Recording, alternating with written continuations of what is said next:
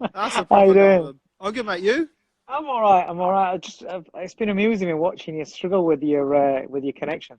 Well, I'm convinced it was Barker because Barker stood in the middle of a golf course, and apparently I'm the one with a bad connection. But anyway, it doesn't matter now. We've got to carry on. How are you, mate? How are you enjoying self-isolation slash lockdown?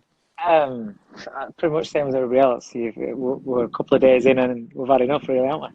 Yeah. How like talk to people through? Obviously, you're the first trainer that we've had on. You've got, and you're also a manager. You manage a lot of fighters. How big of an effect? Obvious.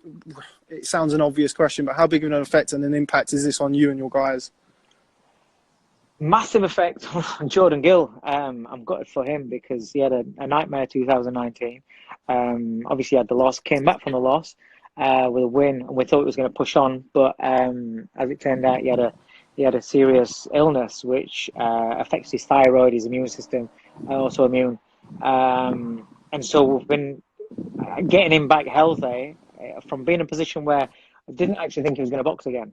Mm. So to get into a position where he's back healthy again, and then we got a date ready to go, March 28th, Sportswear Day, March 28th. Then again another one in the summer, and then a big one in September. And then it's all it. And what, 13 days before, 10 days before he's due to fight, obviously country gets all wiped out with boxing and sport. So yeah, Mm. it hit him hard, devastated. But he understands. I had a good talk with him. He understands that he has to keep working, has to keep focused on improving every day. And when the green light goes, and like I've said, when the world gets to press the reset button, he's got to be in a position where he's ready to go and doesn't have to drop loads of weight, doesn't have to, get his timing back. Just keep ticking over and keep going as best we can, really. So have you got any idea as to how long this might last for your guys? Um, I'm the same as anybody else. I'm listening to Boris every day. And there's people that I respect and I listen to, scientist wise, and people that know a lot more than myself that I listen to, and it sounds as though it's going to get a lot worse before it gets better. Mm. But that doesn't mean that we all need to panic and do stupid things um, and just lose our heads, really, and forget about what being a human being is. Human nature. We're supposed to look out for each other and try and make things as smooth as possible. That is the essential way of living. Keep things smooth, avoid the bumps. Well, a lot of people are creating bumps by going out panicking, panic Mm. buying, doom and gloom. Listen, it is pretty much doom and gloom, but you can't react like that. We can't control anything that's happening. We can't control anything. All we can control is how we react to it. And if we're reacting the right way, we'll recover quicker and better than if we react in the wrong way. So you've got kids. You've got two kids. Are they now home for the duration? You're housebound with them. Yeah, I mean, it's not a case of being housebound. We're being Not smart. housebound, but We're yeah, yeah, going, we're yeah. going, we're going, we're going out and about, but not in where there's gatherings of people. Having said that, going for walks in the woods, all of a sudden the woods are packed. The same trek that we always do, because we've got a big dog. We always take the dog for a walk. And whereas normally you see the odd people, now it's like, whoa, there's loads of people. Yeah. Because people just trying to fill time.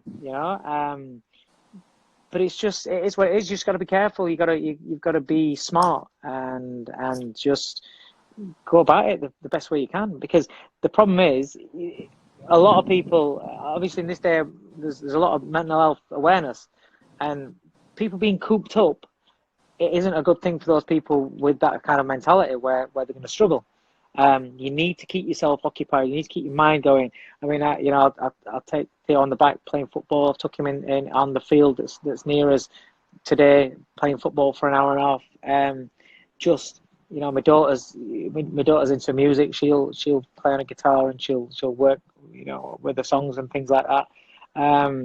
You've got to keep your mind fresh.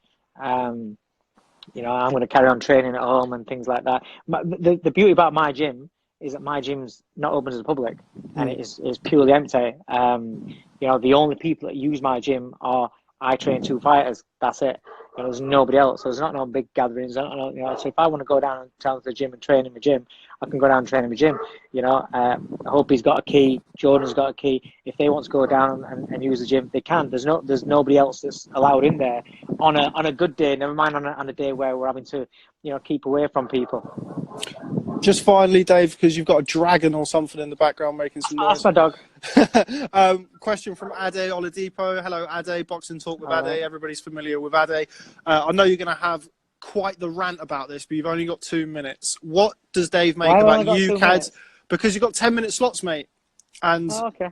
Yeah, it's 10 minutes in and out. Fast food boxing. Here we go. What does Dave make about Ukad and VADA announcing drug suspension? Oh, man, the fucking, do you know what? It pissed me. When I saw Ukad, that pissed me off. But to see the WBC president come out with that shit last night, that really, I was fuming.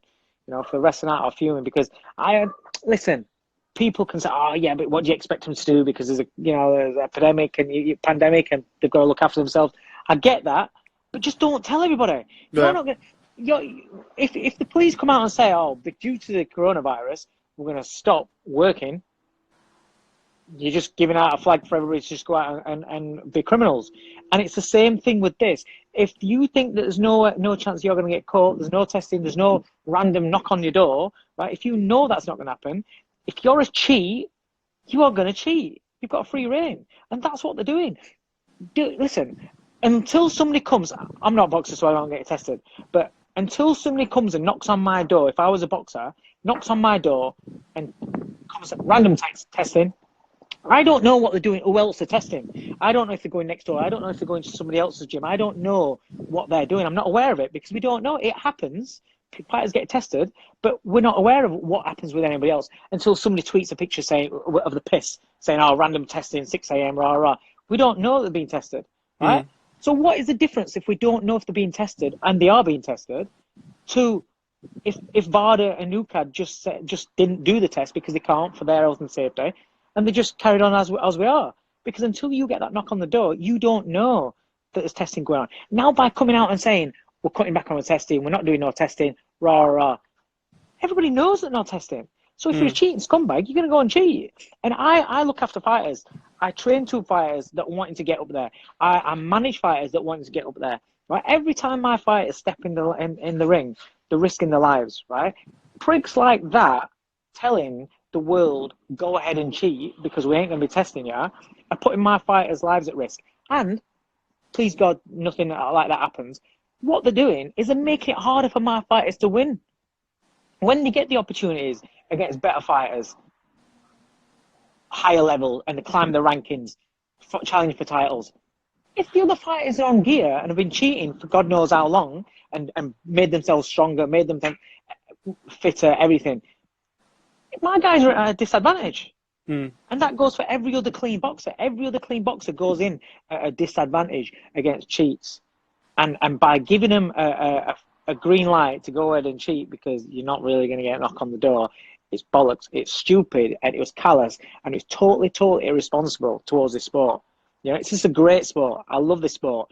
But people like that are in power are ruining it and making it a lot worse than what it should be. Well, I knew you wasn't going to stick to 2 minutes on that subject, but thanks very much for this. Very well said. That's my PG version. That's my PG version. Well, I know you saw yesterday. I've just been announced as the new host of the WBC Boxing Podcast, so I'll be speaking to Mauricio. Notice that I announced that before Mauricio announced that, and I didn't know about that. So yeah, at least this gives us something to talk about. But anyway, Dave Coldwell. Yeah. So I'm going to be hosting the WBC. You know, you're taking piss there. No. Check Twitter.